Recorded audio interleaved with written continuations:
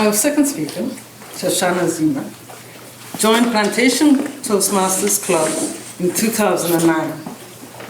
Currently, Shoshannah is working on the presentation mastery pathway and will introduce herself to the newest members of our club using an old story that will give you an insight into her life and beliefs.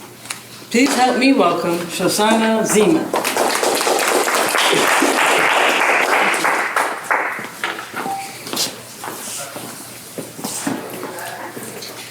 Good evening, Madam Toastmaster, DTM Nick Smith, fellow Toastmaster, and most welcome guests.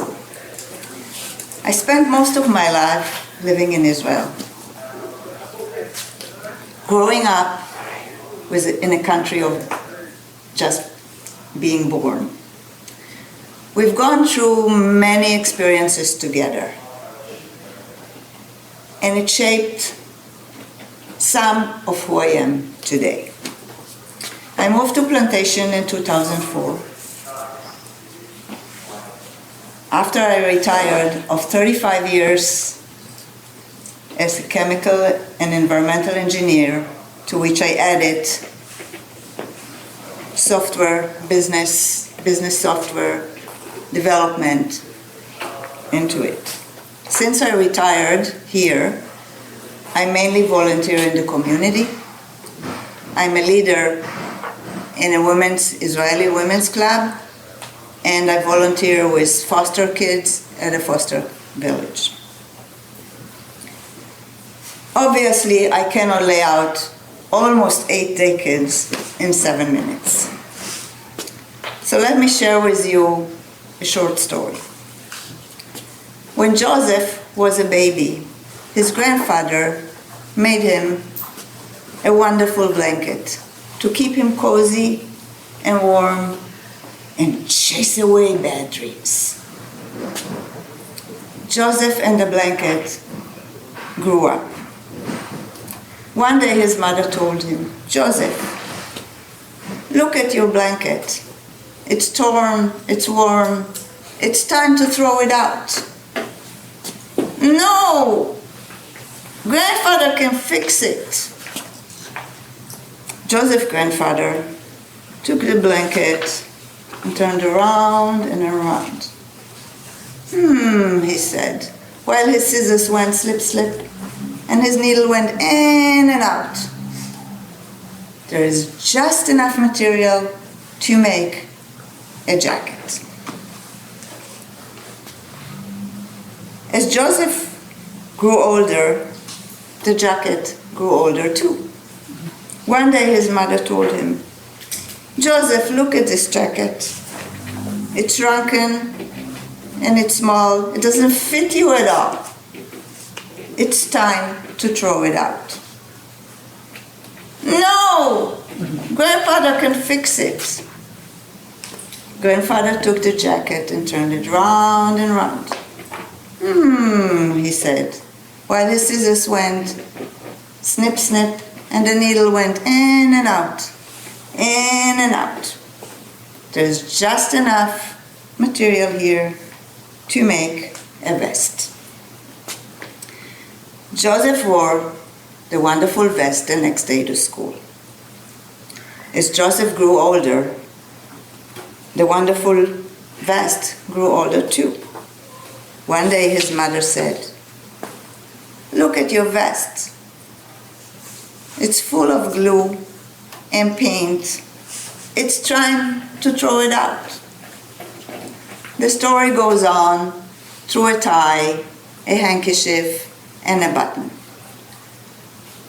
Joseph held the button, kept the button to hold his suspenders. One day his mother told him, "Joseph, where is the button?" Joseph looked everywhere. He couldn't find the button. Grandpa, I lost the button. What am I going to do without the button?" "Joseph, listen to me," his mother said. "Even your grandpa cannot do something from nothing." The next day, Joseph went to school. He sat down at the table he took his pencil and he said, And his pencil went scratch, scratch. There is just enough material here to write a story.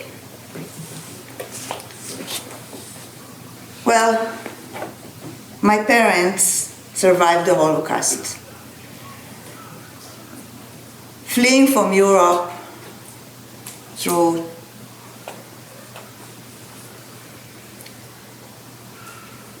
hardship, they landed in 1941 in Bombay, where I was born.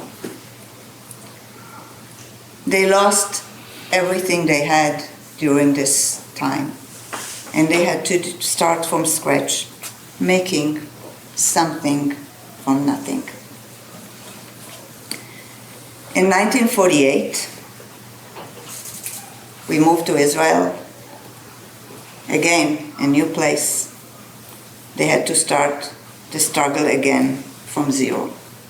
My mom taught herself to be a dressmaker, and we spent endless fun time transferring old clothes that were sent from an aunt in the United States to beautiful modern garments. I actually had my first store-bought new clothes after my son was born. But don't get me wrong, I was one of the best dressed girls in town. Even though we lived through many wars, and economically my parents struggled a lot, I had a loving and fun childhood. I was taught that always there is a way, if there is a will, to make something from nothing. Madam Toastmaster.